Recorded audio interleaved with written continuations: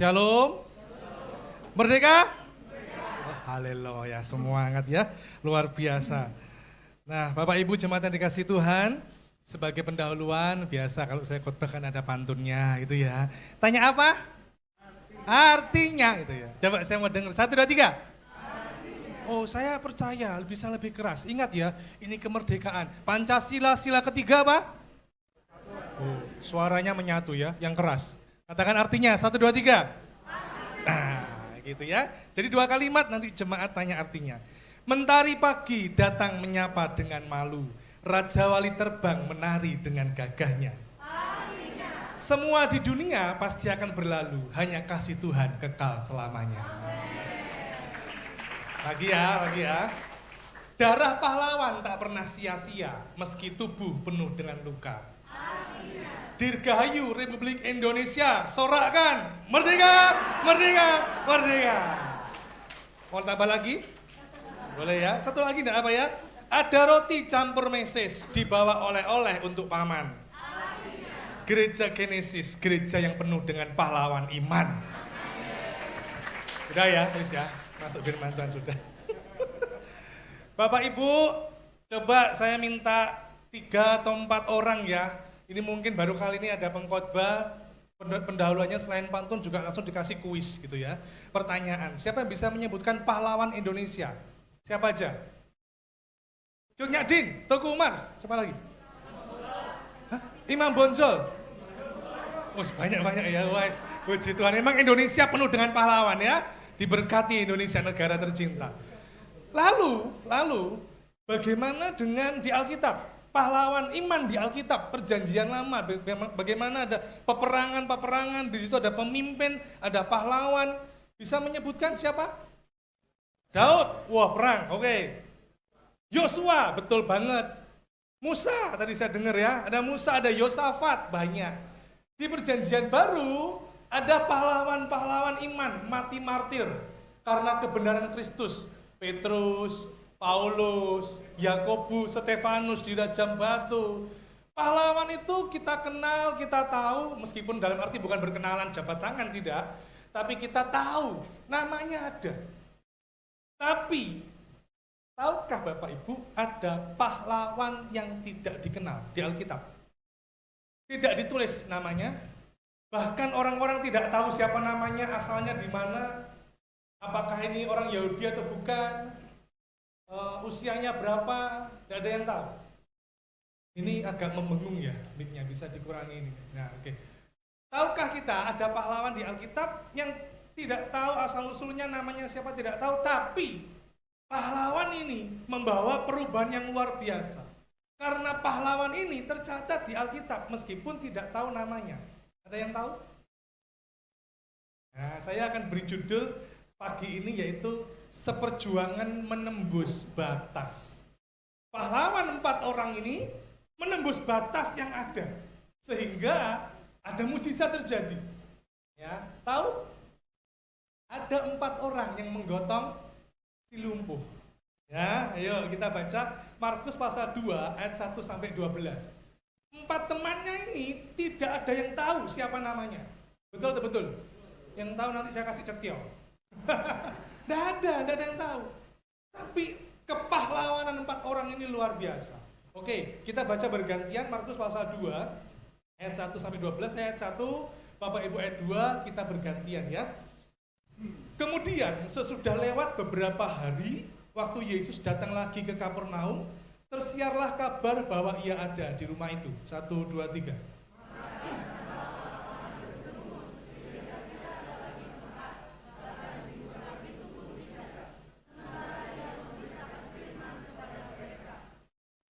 Ada orang-orang datang membawa kepadanya seorang lumpuh digotong oleh 4 orang. 1, 2, 3. Tetapi mereka tidak dapat membawa.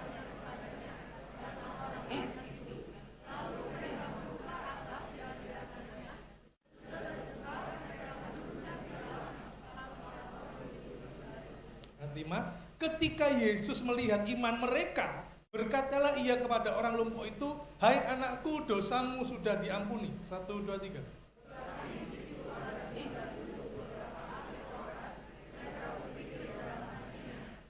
Mengapa orang ini berkata begitu?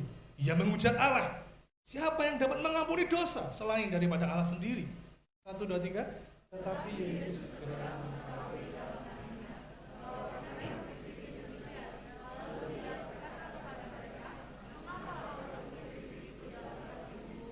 manakah lebih mudah mengatakan kepada orang lumpuh ini, dosamu sudah diampuni, atau mengatakan, bangunlah, angkatlah tilammu dan berjalan? 2, 3.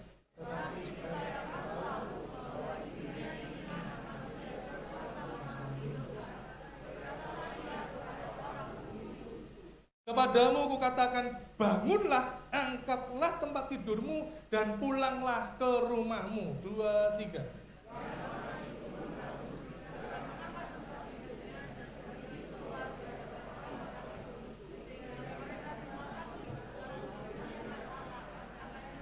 Yang begini belum pernah kita lihat. Haleluya. Saya percaya satu saat di gereja Genesis akan terjadi kalimat ini. Yang begini belum pernah kita lihat. Amin. Bapak Ibu, keempat orang ini adalah pahlawan yang tidak dikenal. Mereka bisa menembus batas yang ada. Ada 3 hal bagaimana kita bisa mempelajari dari kisah ini. Kita juga bisa menembus batas-batas yang ada. Orang mengatakan, tidak mungkin hidupmu akan terus seperti itu. Tidak bisa, memang kamu, maaf ya, kamu bukan hanya keluarga miskin, kamu keluarga kere, misalnya begitu ya. Tidak mungkin, tapi itulah batas-batas yang ditetapkan oleh manusia. Tidak mungkin sembuh, karena memang penyakit itu sudah langka, tidak ada obatnya permanen. Itulah batas-batas yang ditetapkan dunia. Tapi di dalam Tuhan kita, tidak terbatas Allah kita. Amin. Ada hal pertama yaitu iman. Dikatakan tadi ketika Yesus melihat iman mereka. Wah ya. Iman mereka. Kepadamu akhirnya akibatnya apa? Ada iman terus ada mujizat.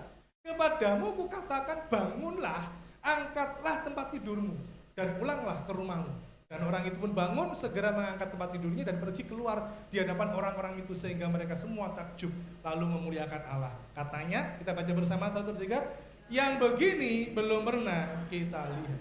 Jadi yang pertama, miliki iman. Amin. Harus miliki iman. Ini yang pertama dulu. Ya.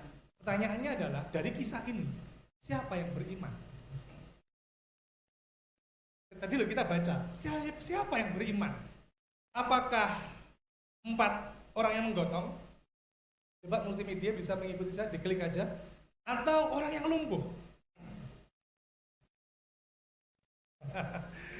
Yang pertama, ya ini tafsiran saudaraku ya. Yang pertama yaitu bisa jadi orang yang mengangkat, orang yang menggotong. 4 teman ini punya iman, tapi tidak dengan si lumpuh. Ini tafsiran pertama. Klik. Mengapa demikian? Karena dikatakan mereka ketika Yesus melihat iman mereka itu jamak lebih dari 1. Yesus melihat iman yang gotong teman-temannya ini. Lalu muncul sebuah pertanyaan, kalau si lumpuh tidak beriman, teman-temannya beriman, kok enak si lumpuh yang sembuh? Loh ya, tidak beriman, yang beriman orang lain, tapi kok enak yang tidak beriman mendapat mujizat? Bapak Ibu, itulah kedaulatan Tuhan, itulah kasih karunia Tuhan. Orang Niniwe itu jahatnya minta ampun.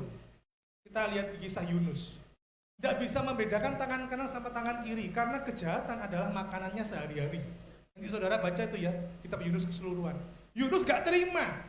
Yunus yang beriman, kok memberikan mujizat, memberikan berita keselamatan kepada orang Niniwe. Tapi itulah kedaulatan Tuhan, kasih Tuhan, anugerah Tuhan. Empat temannya ini beriman, orang lumpuh yang disembuhkan. Di dalam Kejadian, di dalam Alkitab, ada loh saudaraku, tidak hanya kisah ini. Ini masih tafsiran pertama. Ada kisah bagaimana yang beriman orang lain, yang disembuhkan yang tidak beriman. Tahu kisah apa itu? Ada lagi mungkin? Naaman, ada lagi mungkin? Perwira Kapernaum. Seorang tuan datang kepada Tuhan Yesus, Tuhan, hambaku lagi sakit Tuhan. Terus Tuhan bilang gini kan Yesus, ya nanti aku ke rumahmu. Gak usah Tuhan, mancet. Enggak dong, dia bilang gini, gak usah Tuhan, aku enggak layak menerima engkau di rumahku. Ucapkan sepatah kata saja, maka hambaku sembuh. Lalu Yesus, aku itu tidak pernah loh menjumpai iman seperti ini di bangsa Israel. Yang beriman siapa? Tuannya loh, kepala perwira ini. Saat itu juga hambanya di rumah sembuh. Pelajarannya apa Bapak Ibu?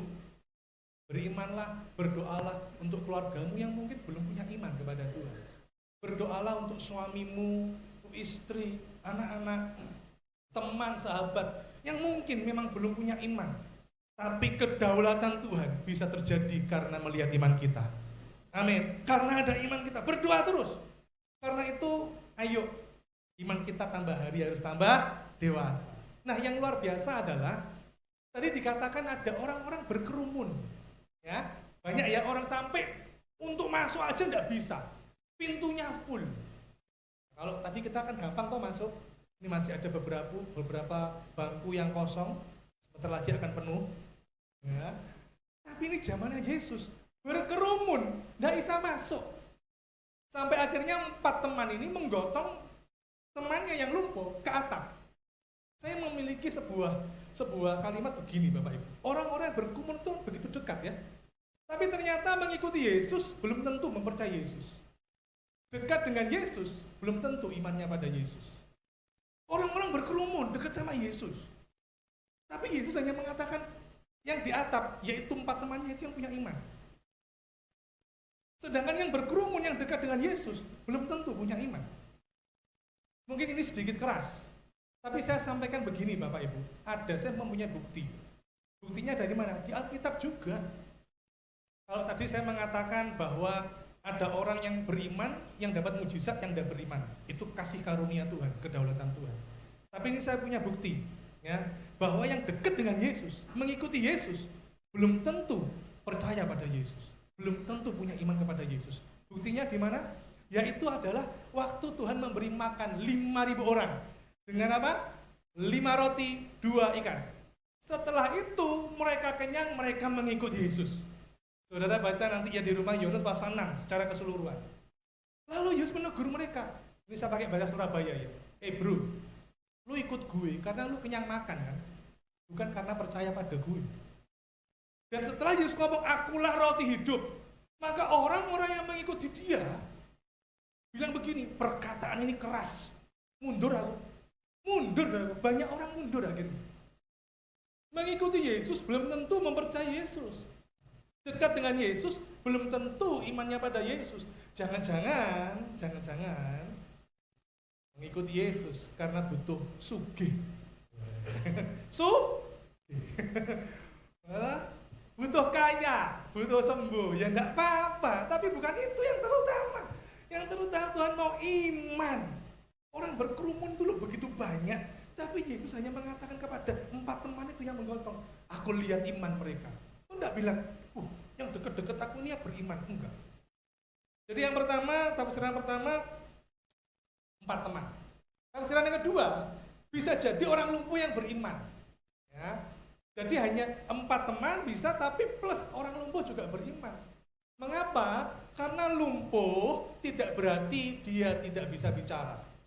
Betul atau betul? Di dalam Roma pasal 10 ayat 9 dikatakan, sebab jika kamu mengaku dengan mulutmu bahwa Yesus adalah Tuhan dan percaya dalam hatimu bahwa Allah telah membangkitkan dia dari antara orang mati, maka kamu akan diselamatkan. Bisa jadi. Orang lumpuh yang minta kepada teman-temannya, bro, aku gak iso apa-apa iki bro, angkatan po, bawa anakku ke Yesus. Orang-orang pada lari-lari loh mendatangi rumahnya. Menurut beberapa ahli Alkitab itu rumahnya Petrus di Kapernaum. Orang-orang berbondong-bondong, bro, ayo angkatan aku bro, aku mau sembuh. Ya, jadi orang lumpuh ini punya iman.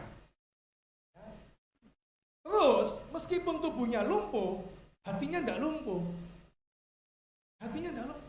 Karena itulah Tuhan melihat iman mereka, bisa dikatakan 4 orang plus 1, 5, yaitu orang lumpuh juga beriman. Karena hatinya percaya bahwa Yesus sanggup menyembuhkan dia. Pertanyaannya begini Bapak Ibu, tubuh kita sehat bukan? Apakah iman kita lumpuh? Tubuh kita sehat, apakah hati kita tergoncang? Apakah kita sering khawatir? Apakah kita meragukan pertolongan Tuhan? Apakah kita tidak sabar dengan janji Tuhan? Kapan digenapi? Tubuhnya sehat, tapi imannya sakit. Beda dengan orang lumpuh ini. Tubuhnya lumpuh, tapi hatinya tidak lumpuh. Imannya percaya kepada Tuhan. Jadi yang pertama yang menembus batas itu adalah iman. Untuk melalui orang-orang berkerumun susah. Susah. Ya, bayangkan ini. Misalnya ya, perjalanannya dari rumah si lumpuh ke Yesus, ke rumah Petrus, ada kerumunan orang-orang, itu kira-kira jalannya misalnya ya, dari sini ke McD sini loh saudaraku, ya tahu ya, McD sini, itu jauh apa dekat? Dekat lah, dekat, daripada saya bilang keberatan. Dekat toh, McD kan dekat saudaraku ya, paling ya sudah dekat lah. Tapi namanya gotong orang itu berat apa enggak? Berat. Yang dekat jadi jauh, ngos-ngosan saudaraku, ngos-ngosan. Yo enak kalau misalnya orang lumpuh taruh di tilam, di kasur, terus di remote, yo jalan. Enak, ini digotong 4 orang. Tapi yang luar biasa, 4 temannya itu punya iman, si lumpuh juga punya iman, kreatif cari cara. Aduh, sudah sampai tempat, sudah ngos-ngosan, kok penuh, ya apa yuk? Mungkin salah satu bilang, ya apa kalau kita naik atap? Temannya yang lain, gundulmu, itu main Petrus lojo. Dimarahi orang, ya apa kamu naik atap? Ya gimana? Terus mungkin si lumpuh gini, aku mesti percaya pada Yesus, jauh-jauh ke sini, ayo po pikir no, ya apa ben aku masuk di rumah itu.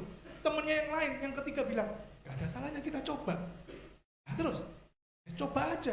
Nomor 4, oh iya ya, kita sampai atap, nanti kita bongkar. Dan dimarahi ya apa? Itu urusan carry, pokoknya ketemu Yesus. Mereka ngangkat. Bayangkan saudaraku ya, kalau bawa dalam posisi begini, berat ya. Kalau posisi naik lebih berat apa enggak? Lebih berat. Ya apa kalau misalnya naik posisinya, misalnya posisinya begini tilamnya, terus miring. Ayo, gelundung ya. Gelundung, saya lupa bisa, aku gelundung. Kan enggak mungkin. Jatuh. Tapi inilah, iman itu terus mencari cara. Karena kita tidak boleh menyerah. Tuhan selalu memberikan jalan saat tidak ada jalan. Pemeo Kristen mengatakan begini, saudaraku ya, ada semacam pepatah gitu, dikatakan begini ya, dihambat makin merambat, dihadang makin mengembang, dijepit makin melejit. Ayo saudaraku, untuk punya iman memang tidak gampang. Saya punya sebuah quotes bisa ditayangkan. Mengikuti Yesus memang tidak mudah. Jadi kita baca bersama, 1, 2, 3. Mengikuti Yesus memang tidak mudah, penuh rintangan dan pertanyaan. Seringkali mendebarkan, namun berakhir melegakan. Yang percaya katakan? Mendebarkan. Kadang ada pertanyaan, mengapa kok terjadi ya? Kenapa? Aku sudah setia, aku sudah pelayanan. Aku sudah baca firman, aku sudah ikut doa puasa. Mengapa kok terjadi? Tetap beriman, tidak tergoncangkan iman kita. Seperti ada sebuah lagu ya. Sering ku tak mengerti jalan-jalanmu Tuhan. Bagai belantara yang, kalimat berikutnya saya suka, tanpa 1000 tanya, namun ya, jadi tetap percaya. Itu yang pertama ya, punya iman itu menembus batas. Kedua, yaitu kuasa Yesus yang menembus batas. Ya, dalam Markus pasal 1 ayat 34 dikatakan, ia menyembuhkan banyak orang yang menderita bermacam-macam penyakit dan mengusir banyak setan. Ia tidak memperbolehkan setan-setan itu berbicara sebab mereka mengenal Dia. Kuasa Yesus melampaui batas yang ada. Melampauinya bagaimana? Nanti saudaraku ya, soal pengampunan dosa, soal kesembuhan. Tapi sebelumnya, saya mau tanya kepada Bapak Ibu. Bapak Ibu pasti pernah menerima hadiah ya? Ya pasti pernah dong, waktu SD, waktu SMP, waktu menikah, ulang tahun ya, macam-macam lah hadiahnya. Coba pikirkan, renungkan, hadiah apa yang sudah saudara terima, yang menurut saudara itu yang terbaik. Ya coba renungkan, aku pernah terima hadiah. Apa ya hadiah? Terasi deli. Waduh, bukan itu. Ada? Saudara pernah terima hadiah? Coba pikirkan, apa yang terbaik? Menurut saudara yang terbaik itu apa? Sepatu? Tas? Pernah dapat tas? Pernah ya? Oh, pernah. Yang BL sudah pernah dapat tas ya. Tahu gitu kan mau saya beri tidak jadi. Dia sudah pernah. Apa? Dapat handphone? Saya bersyukur setahun yang lalu saya diberkati orang, saya dapat handphone ya, mereknya Samsul, mereknya ya lumayan harganya. Saya diberkati, puji Tuhan ya. Nah ada saudaraku, hadiah terbaik adalah apa yang paling kita butuhkan, bukan apa yang kita inginkan. Contoh ya, contoh seorang mahasiswa ini ya, karena anak saya ini sudah masuk kuliah saudaraku ya. Jadi seorang mahasiswa lebih penting mana? Ya, diberi baju atau diberi laptop? Langsung cepet ya, laptop. Oh iya Pak, pasti laptop harganya kan mahal. Bukan soal harga ini. Kebutuhan dia pasti perlu laptop. Sehingga hadiah terbaik itu adalah kebutuhan, bukan keinginan. Kalau kita lihat kisah ini, yang diinginkan orang lumpuh apa? Sembuh. Tapi Tuhan tahu yang lebih dibutuhkan. Bukan sekedar diinginkan orang lumpuh, tapi yang lebih dibutuhkan yaitu pengampunan dosa. Itu kebutuhan terbesar umat manusia. Klik. Begini Bapak Ibu, kita baca ya, 1, 2, 3. Pengampunan dosa adalah kebutuhan terbesar umat manusia. Segala kekayaan, kesehatan, bahkan seisi dunia pun tidak ada gunanya jika dosa tidak diampuni. Karena tanpa pengampunan dosa, ujungnya adalah maut.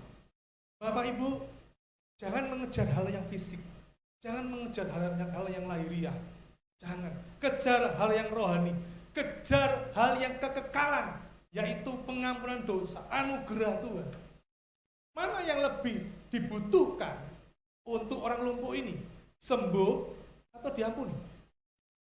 Misalnya, dia sembuh sehat, dia keluar dari tempat itu berbuat dosa lagi, dia hidup dalam gelimpangan dosa lagi. Tapi Tuhan tahu ada kebutuhan terbesar. Nah, kita baca selanjutnya bahwa orang-orang ahli Taurat protes. Sopo ini? Kok bisa-bisanya dia ini? Kan ini anak manusia, ini namanya Yusuf, ini anaknya Maria. Kok bisa mengampuni dosa? Mengapa ahli-ahli Taurat itu protes? Karena Yesus dianggap ahli Taurat, dia ini menyamakan dirinya dengan Allah. Karena menurut ahli Taurat itu memang yang bisa mengampuni dosa hanya Allah. Mazmur pasal 103 ayat ketiga. Tuhan mengampuni kesalahan kita, menghapus segala dosa kita. Nah ini Yesus, siapa ini?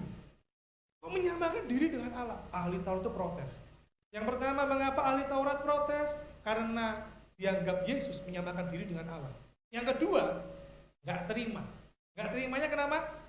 Enaknya ini orang lumpuh, tiba-tiba dosanya diampuni. Padahal zaman itu, orang kalau mau diampuni dosanya harus membawa korban. Dibawa ke bait Allah, bawa domba, bawa merpati gitu ya. Ada korban penghapus dosa dan sebagainya, saudara. Ini enaknya, hanya sekejap dosamu sudah diampuni.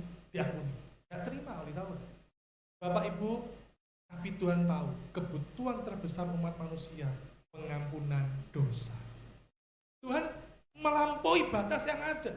Ahli Taurat ini harus ada syarat-syaratnya kalau mau diampuni. Syarat dan ketentuan berlaku. Bawa persembahan apa gitu ya, pokoknya harus ini, begini. Itu batas yang mereka tetapkan. Mempersulit. Tapi anugerah Tuhan membuatnya jadi mudah. Hanya karena kasih Tuhan, orang lumpuh ini diampuni. Lalu berikutnya Tuhan bilang begini, mana yang lebih mudah? Ya, dosamu sudah diampuni atau bangun berjalanlah? Mana yang lebih mudah? Ini sedikit agak sulit Bapak Ibu, jadi perlu perhatian khusus. Tuhan memberikan sebuah perbandingan, yang ini dosa diampuni, yang ini bangun berjalan. Lebih mudah mana? Lebih mudah mengatakan dosa diampuni. Mengapa? Karena Yesus tahu yang berhadapan dengan Yesus ini ahli Taurat, dalam tanda kutip manusia biasa. Manusia tidak tahu apakah itu sudah diampuni atau tidak tahu. Yesus mengatakan, dosamu sudah diampuni. Ahli Taurat, mana ya? Tidak kelihatan wujudnya. Sudah diampuni atau enggak? Nolak, cuek. Begitu ya? Kan tidak kelihatan. Lebih susah bilang begini, bangun dan berjalanlah. Ini lebih susah. Sulit. Kenapa? Karena harus saat itu. Kalau Yesus mengatakan bangun berjalanlah dan ternyata tidak bangun, tidak berjalan, ya apa? Nggak ada bukti kan? Susah ini susah ini. Tapi yang luar biasa adalah yang susah saja Tuhan perbuat, apalagi hanya sekedar mengampuni dosa. Dia sanggup melakukannya karena dia memang sungguh Allah satu-satunya. Amin. Berikan tepuk tangan bagi Tuhan kita. Klik coba. Jadi kita ini menerima hadiah terbesar, saudara. Ya, kalau yang terbesar dan terpenting sudah dia berikan, maka yang besar menjadi kecil. Amin. Yang penting menjadi tidak penting. Mungkin ya Bapak Ibu, mungkin. Saya tidak tahu ya, kan saya nggak maha tahu ya. Hati ya Bapak Ibu saya nggak tahu bagaimana. Tadi mungkin jemaat itu datang ke gereja itu macam-macam. Ada yang penuh dengan masalah, ada yang mau disembuhkan, ada yang mau supaya hutangnya lunas, ada yang mau nyekolahkan anaknya, ada yang juga bahkan ada yang cari jodoh. Ada, ada. Macam-macam. Mungkin ya, kita semua sebagian dari kita mungkin memiliki keinginan kepada Tuhan. Ya, sesuatu yang motivasinya bukan yang terutama di hati Tuhan. Seperti orang lumpuh ini. Tapi Tuhan tetap oleh kasih-Nya memberikan yang lebih utama. Tuhan karena kasih-Nya memberikan yang lebih terbesar dan terpenting dalam hidup kita. Pagi ini juga Tuhan akan memberikan sesuatu yang dahsyat dalam hidup kita. Amin. Tuhan memberikan sesuatu yang lebih dari apa yang kita inginkan, yaitu kebutuhan kita. Sebelum saya masuk di poin ketiga, poin terakhir, Bapak Ibu, bahwa Tuhan itu mau soal pengampunan dosa, artinya adalah Tuhan itu di dalam 1 Korintus pasal 15, 54 sampai 57 bagaimana tertulis di situ, hai maut di manakah sengatmu? Hai maut di manakah kemenanganmu? Yesus mengalahkan dosa, mengalahkan maut. Artinya setiap kita ini sudah diampuni dosa kita. Amin. Kita sudah ditebus. Amin. Jadi Tuhan mau kita berubah hidup kita.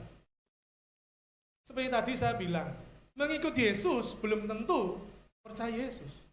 Dekat dengan Yesus belum tentu imannya pada Yesus. Kenapa? Banyak orang jadi pengikut, hidupnya tetap seperti duniawi. Jadi orang Kristen, tapi hidupnya tetap aja penuh dengan hawa nafsu, kedagingannya muncul terus Bapak Ibu. Karena itu, kalau Tuhan sudah mengalahkan dosa, dan Tuhan memang sudah mengalahkan dosa, mengampuni kita, maka hidup kita harus berubah. Saya punya sebuah kalimat kita baca bersama, klik lagi. 1, 2, 3. Perubahan hidup lebih penting daripada kebutuhan hidup. Lagi, 1, 2, 3. Perubahan hidup lebih penting daripada kebutuhan hidup. Bilang pada sebelahmu, ayo berubah. Ayo berubah. Ya. Dulu penjudi, sekarang bukan penjudi. Dulu pemabuk, sekarang bukan pemabuk. Ya. Wah, dulu kasar kepada istri. Ya. Sekarang tidak hanya kepada istri, kepada anak-anak juga ya. Enggak, ya jadi lemah lembut. Dulu istri itu cerewet, amit-amit jabang baby gitu ya. Tapi sekarang sudah enggak, ya berubah. Bapak Ibu, saya dulu itu tipe orang yang tipis telinga. Iya, tahun 2000 saya pernah melabrak gembala sidang, saya labrak. Mas Risak enggak ya? Enggak ya, jangan ya. Saya tahun 2000 labrak gembala sidang. Saya nggak bisa nyebutkan merek gerejanya. Tukaran, ayo tukaran. Karena saya difitnah, saudaraku ya. Saya tidak melakukan, dianggap melakukan. Labrak, saya merasa benar kok. Kecuali saya salah, ya wis ampun ya, saya salah. Tapi saya benar. Justru karena saya melabrak akhirnya saya salah. Kan begitu ya. Harusnya Bapak Ibu kalau engkau difitnah, diem aja. Pembalasan itu datangnya dari Tuhan, biarin. Saya enggak, bertindak sendiri. Tuhan enggak buka pintu, enggak buka jalan, saya buka jalan sendiri. Saya buka pintu sendiri, tak datangi gembalanya. Labrak, saudara. Akhirnya saya malah salah. Dan 3 bulan berikutnya, baru kebenaran itu terungkap. Ya ternyata benar, Pak Bambang tidak salah dan sebagainya. Saudaraku, dulu saya tipis telinga. Dulu itu saya cerewet. Ya. Bahkan dosen saya sekolah Alkitab mengatakan begini, saya kira kamu itu Bambang, ini dulu ya, tak sangka orang ini pendiam loh. Ternyata cerewet ya. Saya bukan hanya cerewet, perkataan saya itu pedes, saudara. Ya, pedes. Kalah kalau 10 lombok kalah, saudara ya. Sudah beli rujak, wah ini lebih pedes, saudara. Tapi ya sudah berubah lah. Mengikut Yesus harus ada perubahan. Ya, jangan hanya jadi followersnya Yesus. Jadi muridnya Kristus, amin. Murid itu apa? meneladani gurunya, digugulan, ditiru. Sekarang sudah agak tenang, ya, enggak tipis telinga, enggak cerewet, perkataannya enggak kasar, bahkan sekarang lebih suka humor. Ya, ini kalau nanti sore istri dan anak-anak saya ikut, hari ini belum bisa ikut saudara ya, karena ada ya 17-an, ada pelayanan juga, saudara. Nanti sore istri dan anak saya ikut. Mereka menjadi saksi bagaimana saya berubah, suka humor. Salah satunya 3 orang di rumah saya, istri dan 2 anak ini sudah kena keusilan saya. Sudah kena ya. Bayangkan ada di kamar mandi, ya toh, entah itu anak saya, istri di kamar mandi, saya di luar kamar mandi. Ini temboknya di sini, pintunya di sini. Ini tembok ya. Kepala saya hanya saya nongolkan begini. Begitu buka pintu, kaget teriak, wah! Kaget, oh puji Tuhan. Senang saya usil ya, senang saya saudara ya. Di mall juga begitu, mall naik tangga gitu ya, naik tangga terus ke toilet, terus setelah itu di daerah mall mana tuh yang agak sepi itu ya, karena parkirannya nggak tahu gimana, pokoknya naik tangga, masuk exit, saya sudah menduduki di belakang gini, di pinggir, begitu masuk kaget ya, jadi ya humor lah saudara ya, tapi ya seneng aja. Jadi harus ada berubah hidupnya. Mungkin Bapak Ibu, kita bukan pengkhotbah ternama, kita bukan WA terkenal, kita bukan seseorang yang diingat banyak orang, tapi perubahan hidup kita pasti menyentuh hati Tuhan. Pasti. Karena kita punya iman, tunjukkan iman itu lewat perbuatan. Yang ketiga sekarang. Yang terakhir Bapak Ibu ya, kasih. Jadi yang pertama tadi apa? Yang kedua, puasa. Yang ketiga, kasih. Kasih itu menembus batas. 4 temannya menggotong yang lumpuh ini enggak gampang. Bukan soal fisik ya, tapi soal membangkitkan iman si lumpuh itu susah. Susah. Kenapa? Karena zaman dulu 2 kategori yang dianggap permanen, enggak ada obatnya. Kusta dan lumpuh. Udah. Kalau sudah dikatakan permanen, 4 temannya mau ngajak si lumpuh, ayo ada Yesus. Ya aku dengar sih Yesus lewat. Ya wis ayo kita ke sana. Bisa tak? Bisa. Tapi aku enggak bisa apa-apa. Kuat ngangkat aku. Kuat ayo. Ya apa ya? Sudah enggak usah ya apa. Percaya enggak? Ya percaya. Ya wis ke sana digotong saudaraku. Ini kalau enggak ada hubungan yang dekat enggak mungkin. Kalau enggak kenal enggak mungkin. Pasti kenal antara ini ada circle-nya yang baik. Karena itu saat si lumpuh merasa enggak bisa, sudah mentok, loh di pintu penuh. Wis mulailah, pulanglah. Ojo nyerah. Ayo kita coba cari cara gimana bisa ketemu Yesus. Ya apa? Yang satunya juga bilang, pasti ada cara. Gimana? Mikir. Terus orang-orang pada berkerumun. Ya coba ke atas. Dan seterusnya. Bapak Ibu, saat kita menghadapi sebuah masalah, siapa circle-mu? Siapa sahabatmu? Siapa temanmu? Siapa grup WA-mu? Ada grup WA, aduh saudaraku ya, rame ya. Bahas ini. Kadang-kadang grup WA itu ramenya hanya 2 Pak. Ya, no? Bahas sesuatu berdebat, kalau enggak gitu nawarin barang. Nawarin barang. Ayo beli sate 10 tusuk 50.000. Ayo beli sepatu, ini lebih murah. Wih larang macam-macam saudara. Siapa circle kita? Komunitas kita siapa? Orang bilang, aduh, aku susah, sebulan enggak dapat cuan. Tokoku sepi. Temannya bilang, mending saya buka toko, aku lo dipecat. Sing satunya bilang, lo dipecat, tokomu sepi, aku wis ora di duit, bojoku cerewet, sumpek aku. Sing satunya lagi bilang, bojomu cerewet, sumpek, tokomu sepi, dipecat, aku loro gak mari-mari, piye iki?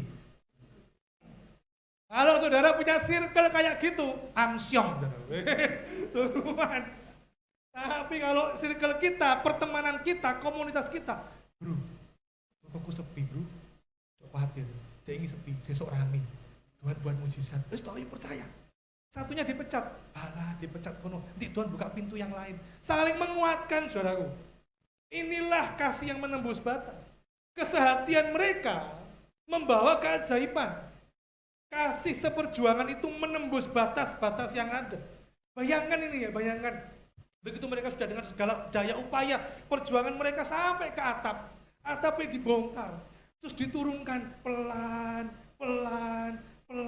Hati-hati bro, yuk pelan. Sampai di tanah. Terus Yesus bilang, aku melihat iman mereka. dosamu sudah diampuni. Waktu langsung naruh di tanah, mungkin tuh 4 temannya gini.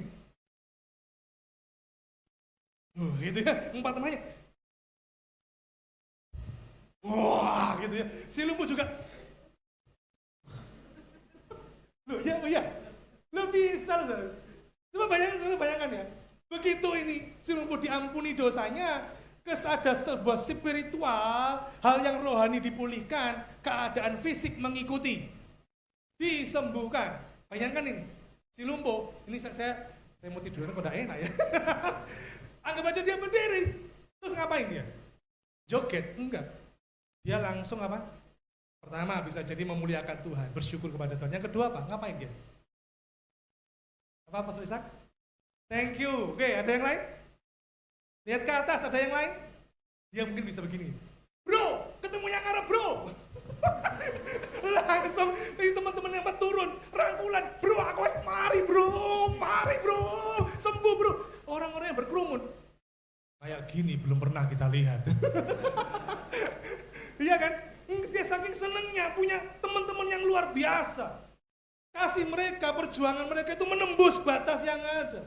Dia sudah nggak bingung lagi mana tilam dan sebagainya, menerobos lagi. Kalau tadi waktu masuknya susah, sekarang keluarnya mungkin juga susah, tapi nggak penting sama dia, mau ketemu sama teman-temannya. Bapak Ibu punya teman, punya komunitas. Gereja ini adalah komunitas yang baik, amin. Harus seperjuangan. Di dalam Pengkhotbah pasal 4 ayat 12 dikatakan, dan bila mana seorang dapat dialahkan, 2 orang akan dapat bertahan. Tali 3 lembar tidak mudah diputuskan. Kalau sendirian mudah dikalahkan. Tapi kalau bersama-sama, wah itu kemampuan bertahan lebih kuat. Kita bisa lebih menang. Saya punya pantun, tanya apa? 2 kalimat ya. Pagi-pagi ke Lamongan, siangnya sudah ke Pekalongan. Kita bukan hanya seperjuangan, kita juga sepenanggungan. Klik ada lagi? Coba. Nah ini ya, kita baca yuk. 1, 2, 3. Seorang kawan memukul dengan maksud baik, tetapi seorang lawan mencium secara berlimpah-limpah. Saya undang pemusik untuk maju ke depan. Jadi ada 3 hal, saudaraku. Bisa bayangkan, seperjuangan menembus batas. Punya iman, puasa, dan kasih. Punya iman, puasa, dan kasih. Bapak Ibu, dengan merenungkan kisah ini kita dapat belajar 3 hal. Ya. Memiliki iman yang bertindak, percaya pada kuasa Yesus yang sanggup mengubahkan. Kasih bersahabat yang tulus juga harus kita miliki. Jadilah seperti 4 sahabat ini, pahlawan yang tidak dikenal. Meskipun tidak dipuji, tidak diingat, tidak dihormati, tapi tetap mereka punya jiwa patriot. Mereka menjadi seorang pahlawan untuk temannya, Bapak Ibu. Dan biasanya saya tutup dengan sebuah kisah.